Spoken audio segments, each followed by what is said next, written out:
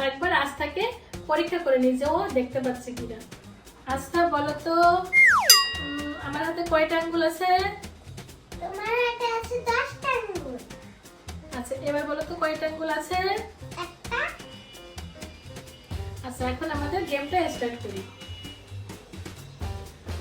তো আমি কিন্তু কি খাবার নিচ্ছি তোমাকে কিন্তু বলবো না, হ্যাঁ?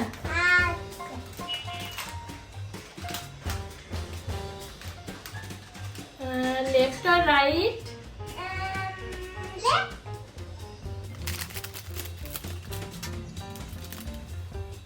এবার আম্মু তুমি একটু খেয়ে বলো তো এটা কি খাচ্ছ তুমি?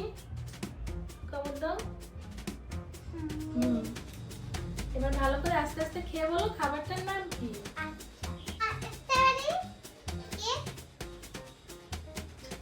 হ্যাঁ এটা স্ট্রবেরি কেক।